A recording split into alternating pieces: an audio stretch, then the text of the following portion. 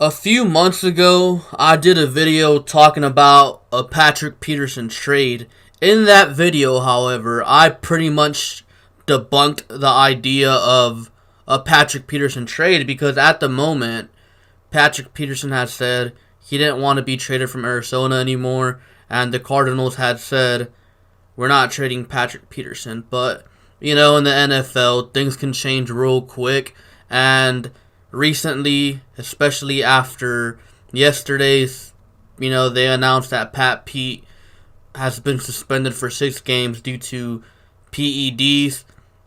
So that kind of got the Texans fan base going, including myself, I'm not going to lie, about a potential Pat Pete trade. And, before the suspension, I think it would have took a second round pick to go get Pat Pete. Now I think the value of that dropped due to him missing the first 6 games of the season. Now, Pat Pete, he's 6'1", he's 200 pounds, he's really fast, he specializes in man coverage, he's just a straight up shutdown corner, and in my opinion, he fits exactly what Brian Gaine wants in a corner, or in a player. He wants big, fast, strong. That's the type of players Brian Gaine has been wanting since he got here, and Patrick Peterson definitely fits that mold. So, it's right there, Brian Gaine. Of course, Pat Pete, he's suspended for the first 6 games, so you're not going to get him till week 7. He probably wants a new contract. He's probably going to want somewhere over $14 million a year on average. And you know what? I am okay with that because Patrick Peterson, he's a really good corner, shutdown corner, top 5 corner in the league, one of the best ones in the league right now. So he definitely deserves to be paid like that. So, the Texans were to trade for him, I wouldn't mind it. He's 29 to start this season.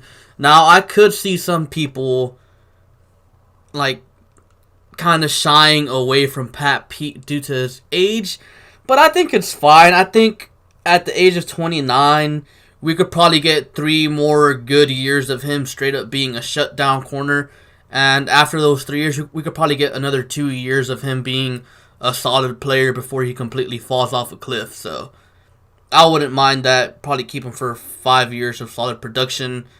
Now, before the suspension, like I said, I think he was worth a second round pick.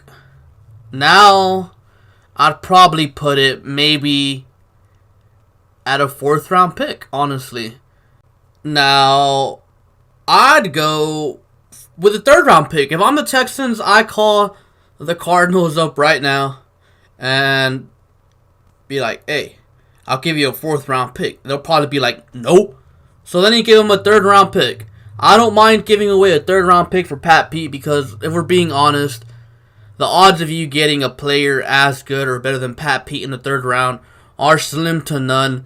Not only that, the Texans are going to have 2 3rd round picks next year. Their original 3rd round pick and the 3rd round pick that they get for Tyrann Mathieu, the comp pick.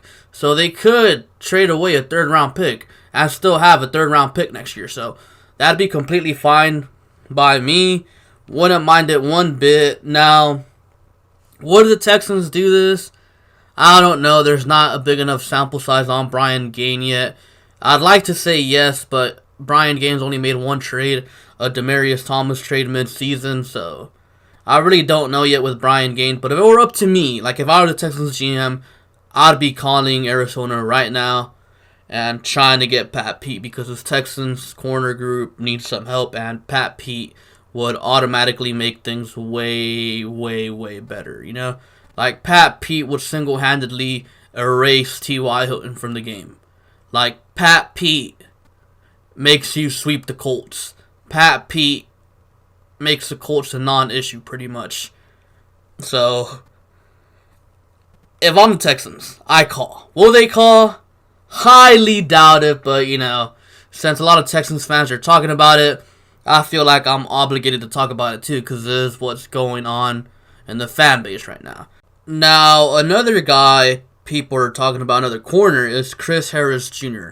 I'm not sure if I mentioned him before, but Chris Harris Jr., he wants a bigger contract. And, the Broncos are in a situation where if Chris Harris Jr. doesn't get a new contract, doesn't get a pay raise, then Chris Harris Jr. wants out. Now, Chris Harris Jr., he's 5'10", 200 pounds. He's really good at man coverage, but he will be 30 years old to start the season, so he is a year older than Pat Pete. He can play outside, but he's better suited as a slot corner. I personally think Chris Harris Jr. has like 4 years left in the tank, 2 years of being elite, and 2 other years of being solid. Now, the reason why Chris Harris to Houston started kind of gaining steam is because Benjamin Albright, one of the Broncos, reporters, he tweeted out, the Broncos are going to try to talk to cornerback Chris Harris, see if they can work things out. If unable to do so, I suspect potential trade partners would include Houston and Philly. Now, usually, if it ain't, Ian Rappaport, Adam Schefter, or anyone like that, I don't buy into any of it. But the reason why I'm giving Benjamin the benefit of the doubt is because Benjamin Albright was pretty much calling the Demaryius Thomas trade to Houston like 2 days before it happened. Like, probably about a day before anyone else was reporting on it. Usually, when it comes to the Broncos, this guy is on point, and, it makes sense. We need a corner. The Texans have made a trade with the Broncos before, so, Brian Gain has a relationship with John Elway already. They already made a trade. So, to me, it makes sense. Personally, if it were up to me, Pat Pete over Chris Harris every day of the week and twice on Sunday, but the Texans need a corner, and if they can get one of these guys, I'd be really happy. Now, Chris Harris, I'd offer a 4th-round pick. That's as high as I'd go. I would not give up a 3rd-round pick for Chris Harris. Why? Because Chris Harris, he's 5'10", and not the fastest guy out there, so I don't feel comfortable in saying Chris Harris would take care of your T.Y. Hilton problem. He might limit T.Y. Hilton, but he won't erase T.Y. Hilton off the field like Pat Pete would. So that's just me. I know some people might feel different, especially the suspension happening to Pat Pete. Some people might prefer Chris Harris. Again, will it happen? Highly doubt it. Would I do it? Yes, I would if it were up to me. But I still have to talk about it because this is what's going on around the fan base. This is what the fan base is currently talking about. Now, before I end the video, there is another thing I want to talk about, and that's the rookies. Now, you guys know the Texans held rookie minicamp, last week, and one of those days that was open, and that one day, they were saying Titus Howard and Max Sharping did a pretty good job. They knew what they were doing. They were smart. And personally, when it comes to offensive and defensive linemen, I honestly could care less about what they do in OTAs and minicamp and all that stuff. Why? Because they're not putting on pads. To me, in my opinion, the players that play in the trenches, all that stuff and, in shorts and regular shirts, all those little walkthroughs, that don't matter to me. That's pretty much pointless. What matters to me about offensive linemen and defensive linemen is when they put on the pads. So, just because, they look good out there or look bad, I don't care about it because they ain't got the pads on. But that only applies for linemen. I did hear Kahali Waring was dominating. Physically imposing his will, I'm better than you type of thing. And, that's not surprising. Kahali Waring is a straight-up athlete, so that's not that surprising to me. And then, Lonnie Johnson, the corner we picked in the 2nd round, if you guys do not know. Apparently, he struggled through rookie minicamp, and that didn't really come to me as a surprise because Lonnie Johnson is a zone corner. Lonnie Johnson is trying to learn how to play man. The Texans want to run a man scheme, so Lonnie Johnson's going to have some growing pains. That's why Lonnie Johnson, when the season starts, Lonnie Johnson will not be your starter. Lonnie Johnson will be sitting behind Jonathan Joseph and Bradley Roby and Aaron Colvin. He will not start. If Lonnie Johnson does indeed start, that means someone got hurt.